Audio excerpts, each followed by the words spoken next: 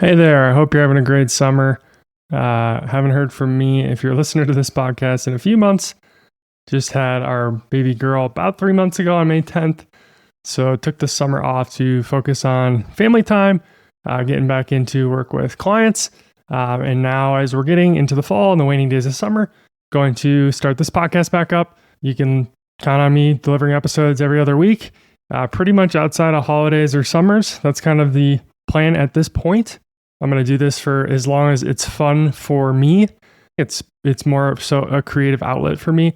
It's certainly been helpful to my business, but I really do like just putting good information out there, sharpening my mind, and structuring these episodes. So I hope this is enjoyable for you. If you have any questions, comments, concerns, things you want me to cover, feedback, send me an email, Erik@baskinfp.com. Happy to chat.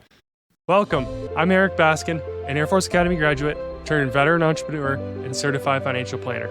I help military families and veteran business owners achieve financial freedom. All right, so let's dive into this episode today. We're going to talk about education savings. So this is on my mind because just had my daughter, as I just said, as our first kid. So, I've worked on education savings plans with clients before, obviously. Something that comes up in most financial planning conversations when you get a new client that comes on board.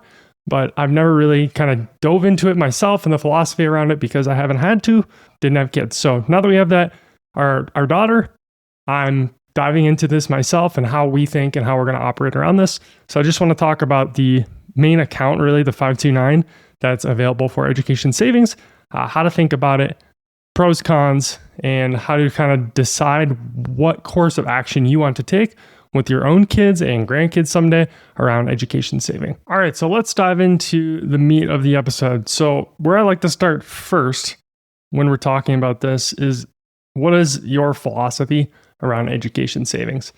I like to start there with a lot of families because I find that each family has different feelings, thoughts, concerns around education, and a lot of it has to do with how they maybe grew up or were brought up and maybe how their parents grew up. So I'll give you an example. A couple stark examples, I guess. One client might have parents that got scholarships, paid their own way through college, took out loans. So therefore, that client that I have that's now in their 30s also did that. They kind of had to pay their own way through college. So when we talk about them saving for college for their first child, usually that conversation for that type of client is more, hey, I don't want to foot the whole bill. I want to pay for a year of college. I want to pay for 2 years of college. Maybe they want to teach their kids the value of hard work and perseverance and the fact that they're just not going to get free rides. Maybe there's also financial concerns, right? We have to save for retirement. I like to tell people, your kids can take out loans for school. You can't take out loans for your retirement, right? No one's coming to save you. You got to put on your own oxygen mask first. So, maybe for that client, there's a lower level of education savings plan, or maybe nothing at all, because we're going to assume the kid's going to figure it out. For other clients, they come from families where, hey, it was really important for my grandpa took care of my grandma took care of my dad and my mom for college. They paid for their tuition. They paid for my tuition. So I want to pass that on. That's super important to my children to pay for their tuition. So let's plan. This is a huge deal. We're going to save a hefty amount per month. It's going to be into a 529 account. We know our kids are going to go to college. Education is super important in our family. So those are like two different viewpoints. And I typically find that people are somewhere between them. They're not always one or the other, but I typically find that it has a lot to do with the family upbringing and how they were, paying for college, how their parents paid for college. Okay, so now that we've talked about philosophy, let's talk about the actual vehicles for education savings. So we're going to talk mainly today about the 529 account. There are something called covered out ESAs, and there's UGMA accounts, which are just accounts for minors. Those are way lower contribution limits and income limits for the covered out ESA. So typically, when we're talking education savings, the decision is, do we use a 529 or a taxable brokerage account? That's pretty much what we're talking about here. So what are 529 accounts? Well, they're tax advantage education accounts. They're run at the state level. And when I say that, I mean that each state has specific plans. One state uses Vanguard, another state might use Fidelity. States use all different providers and offer these 529 plans in their state. Typically, I tell people to look at their own state first where they're a resident and they pay taxes, because there may be a tax incentive to use your own state's plan. You do have to be very, very careful to look at the expenses of some of these 529 plans. So I'm not going to call out any states, but there are states out there that have very high expense, very poorly structured plans that I wouldn't recommend using, even if you're getting a tax break. If you don't pay taxes in your state, or you have a really bad plan, I typically recommend Utah. Utah's 529 plan is very low cost, very easy to use, and that's typically where I steer people if their own state doesn't make sense. But your own state might give you a tax break on state taxes, which isn't going to be a ton of money for most people. Here in Colorado, where I live, it's 4.4% state tax. So a tax break on even $10,000 a year is not too much, but it is certainly a good reason to use the Colorado plan for me. Okay, so what these accounts are and what they pay for, right? So if we put money into this, we might get a state tax deduction.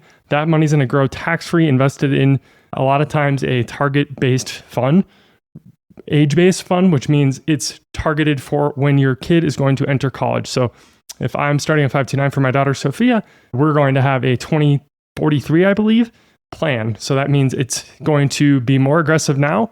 And as we approach 2043, it's going to become less aggressive. Over time, it's kind of on autopilot. That's how most of them operate. You are able to select ETFs, mutual funds typically inside of these. Most people are picking just the default option of the year that their kid enters college. So once that money grows tax deferred or tax protected and is tax-free when we take it out and spend it on education in college, right? Huge win from a tax perspective when we compare it to a normal taxable brokerage account. What does it actually pay for? Well, pretty much anything for undergraduate and graduate school.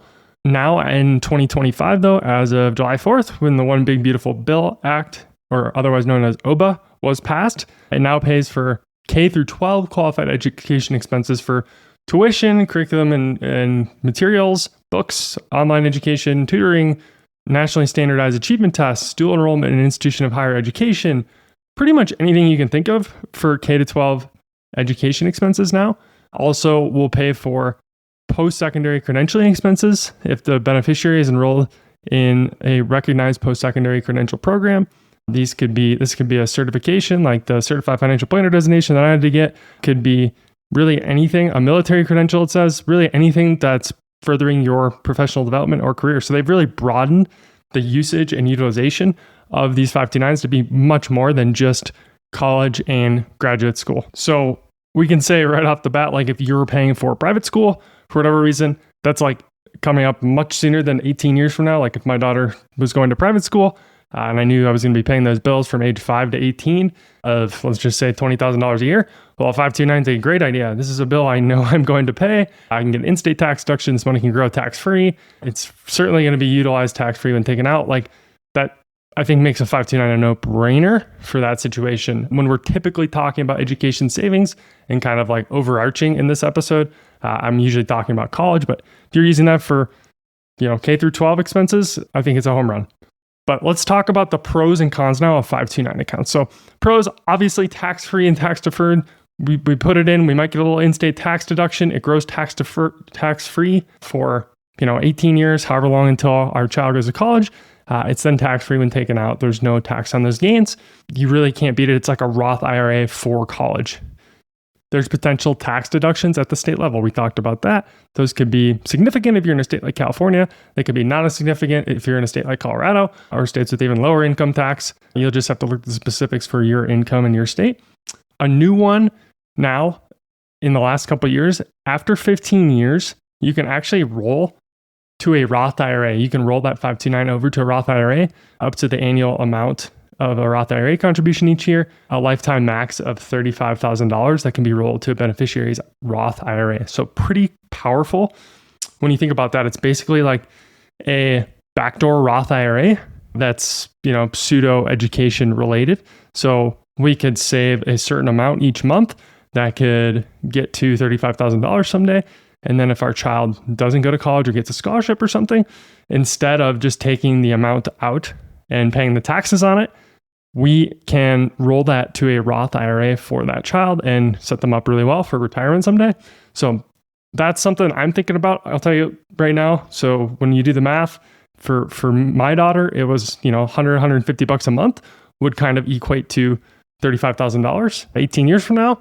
So that was like, I think that's kind of like the minimum amount that everyone should almost be doing to a 529 at this point. If that rule stays intact, we can do a backdoor Roth IRA strategy over 18 years and save for college at the same time. Super powerful. Another pro, we can take out the value of a scholarship. People don't really know this. They figure they put that money in and it's locked up and there's going to be penalties and all this. We can take out the value of a scholarship if our child gets one, athletic or academic, all the way up to the value of the scholarship. And it's not going to be tax-free, but it'll be penalty-free. So it turns into a taxable brokerage account at that point where we're just going to pay tax on the earnings portion of that investment. So there's a way to get the money out if your child does get a scholarship. Lastly, we can change beneficiaries whenever we want. Kind of cool, right? One kid gets a scholarship. We just say, oh, our next kid's going to go somewhere where it's going to cost us money. We just change that beneficiary in the portal of wherever your investment platform is. We can also change it to our grandkids someday, which is really, really powerful and interesting when you think about it. Let's just say all your kids get scholarships. You don't really have to pay for education. They all go to the Air Force Academy, right? You can have a generational 529 where we just change that to our grandkids someday. And that money is invested and rolled over and tax deferred now, tax deferred growth, tax-free growth for 40 years to 50 years to when our grandchild goes to college. So pretty powerful. It's also not on FAFSA if it is a grandparent-owned 529. So if I own a 529, my granddaughter is going to college. When they look at my kids' finances for my granddaughter, they're not looking at my 529 that I own, right? The grandparent 529. So super powerful in that perspective. If, we can get some financial aid and still have a 529 that we're using, but it's not really counted on the FAFSA form that is used for need-based aid when kids are applying to colleges. Okay, now let's go to the cons of 529. So number one, obviously the money is quote unquote locked up, right? People don't like that. They don't like the idea of their money being locked up when they don't even believe in college. People have all kinds of different views about what college will be in 20 years, 30 years, 15 years, whenever their kids are going to be going. So they don't love locking up money that's going to be, quote unquote penalized if they don't use it on education. Number two, more cumbersome typically to deal with than a normal investment custodian. So again, I said these are at the state level. Some people use Vanguard and some platforms that are easy to deal with. Others use, T. Rowe Price and some platforms that are not as easy to deal with. So not always like the easiest to deal with. You typically don't have them at the same spot as the rest of your investments. They're kind of like off and they're kind of like forgotten and harder to, it's another login. Like there's just a little bit of, friction there when people are managing this. Number three, taxable brokerage can be a lot more flexible just for the whole family, right? Let's think about a taxable brokerage account. Think about all the uses. If I'm piling money into a taxable brokerage account right now, it could be used for a down payment on a house in a couple years, a car, my wife and I's retirement, my kids' college, right? It could be used for helping my kids start a business someday, helping my kid buy a house someday. The general liquidity, the uses are endless, right? From a tax perspective, taxable brokerage accounts are pretty good. We're going to have qualified dividends typically a lot of times in the ETFs we hold. Those are going to be taxed at advantage rates of long-term capital gains. The gains in that account will also be taxed at capital gains rates, which are generally pretty good when we're looking at 15 to 20% rates instead of ordinary income rates. So also upon death, we get a step up in basis of those assets to the fair market value on the day of death. So when you look at estate planning, can be very tax advantage in that perspective too. So taxable brokerage accounts are kind of like a vehicle for everything. They can be very, very flexible. A lot of people just say, I don't want to deal with the 529. I just like that taxable brokerage flexible bucket. So those are kind of the main cons. If you're okay with those three things and you think college is, probably in your future to pay for, 529s probably makes sense at some level. Okay, so now that we've talked about pros and cons, let's kind of wrap this up and say, how do we decide what's right for you? So let's think about the top again. Let's start with the philosophy. How do you believe education should be paid for? Do you believe in education someday? Where does your family stand on that point? Number two, figure out how much you want to fund. Like at this point, monthly, $100 a month, $200 a month. What would be the math to get to what you want to pay for someday? Or maybe I would say at a minimum, what you want to roll to a backdoor Roth IRA someday, right? That 15-year rule, where if we can pile up money in this account, our kid doesn't go to college, gets a scholarship, whatever, we don't spend it on college, we roll that to a Roth IRA for them. Super powerful when we're talking about a wealth transfer to the next generation. So at a minimum, I think everybody should be thinking about that. And then at a maximum, fully funding college. But, how much do we want to fund? What does that break down to monthly? And then, what kind of accounts are we going to use? I would say don't forget also about the GI Bill and what that might provide for your family. So account for that. Also, for those disabled veterans that would apply for this Chapter 35 benefits. So DEA is going to pay around $1,500 a month to each beneficiary for the 36 months they're in college. So something to consider for those that qualify for that, which would be 100% disabled veterans. And then family funding sources, another one I like to talk about. A lot of people have potential, hey, my parents have an account for my daughter, but they don't really tell me what's in it. We need to know these things when we're doing financial planning and having conversations. So have that sit down with your family. Hey, mom, hey, dad, I know you're saving for college for, your granddaughter. I really appreciate that. But we do need to know what's in these accounts, what's going to be there, so that we can do proper financial planning along the way in our own financial ecosystem. And then lastly, I would say just revisit this once a year. It's not a permanent decision. If we start tossing $100 a month in right now, next year we can decide to put $300 a month in or zero based on, all the above, or where our income is going, if we have a bunch of excess or not as much excess. These are decisions that should be discussed in each family at least once a year. Okay, I hope this was helpful. Bottom line, 529s are very powerful and can be a great savings tool for education and wealth transfer, but you need to know where you stand as a family around education and know what you can afford to contribute to 529s or any education accounts to pay for college or education expenses someday. And as always with each personal finance decision, the right answer for you and your family around education savings is probably a lot different than your neighbors or somebody with the exact same income and net worth. Every family is different. Every situation is different. So let me know if you have any questions. I hope this was helpful, and we'll see you back again in a couple weeks. Thanks. Thank you for joining us today. Do you want the exact financial planning framework that I use with clients? Go visit baskinfp.com, where you can grab a free download of the ultimate military and veteran financial checklist to give you the bluff on what you need to be doing to manage your finances. We'll be back with some more content to help you on your journey to financial freedom. See you then.